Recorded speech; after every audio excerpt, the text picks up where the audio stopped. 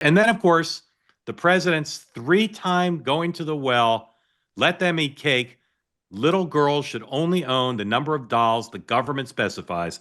If a Democrat said this, I shudder to think what MAGA would say.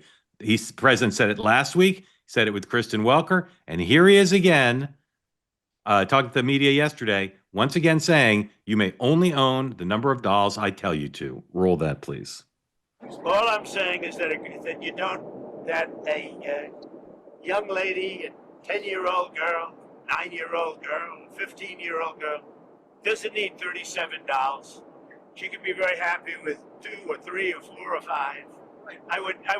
Let's not waste a lot of time on a stupid question. What else? Sean, I get the distractions. I get the fact that he's got a peripatetic mind. But why does the president keep saying that it's up to him how many dolls someone can own? Well, all I'll say is I'm glad my daughter is 14 because she was a big fan of dolls, teddy bears, etc. So I just look, he used the analogy once and then he continues to do it. I think pivoting and moving on is probably the right thing because it was an example used once to talk about the impact of tariffs they would have. I'm not sure that was the best way to crystallize the impact that tariffs might have, especially because of the impact it has on. If you were press secretary or comms director for the RNC, and a Democratic president said my policies might lead to higher prices for dolls and less availability, but you know what? Girls should have fewer dolls. They should be fine with fewer dolls. You would go crazy, wouldn't you? Sure, but again, there's certain things that both parties can get away with. Each party plays to its strength and its weakness. So yes, we would have probably made a big deal out of that. I think Democrats are in a bind, and that's why you're not seeing the pushback. It's the media that's doing the pushback, not the Democrats in an effective way.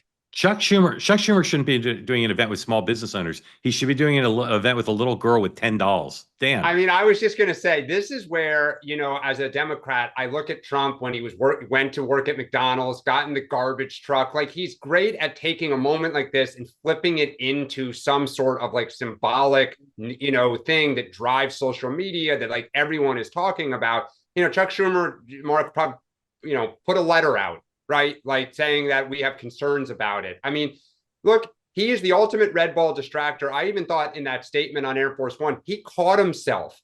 Like, I think he knew immediately, oops, I said this again, because he's like, all right, that's a stupid question. Right. Next topic, right? Like, to me, it was like the little wheel saying, oh shit, I stepped in it. But I will say this. To your point, Mark, and what Dan's saying, it's unbelievable how ineffective the Democrats are at messaging right now. The idea that they have the wrong person doing the wrong thing speaks volumes about the leadership that they have. This should be an easy layup of a press conference or a press event that they're just flailing at. And I guarantee you by like Friday, after we've talked about this, they'll put something out 5 days too late. I totally agree with you. The press is talking about it. We're talking about it.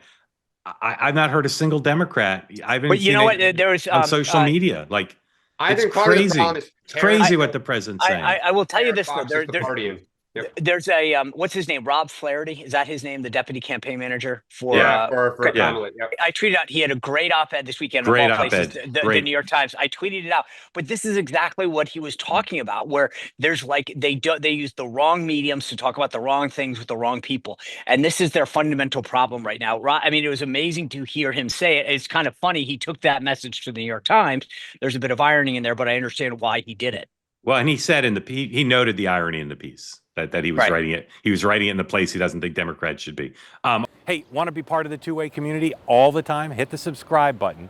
Great video clips like this, plus conversations like no other, full episodes and more, always available on this channel. You got to hit subscribe to never miss a thing.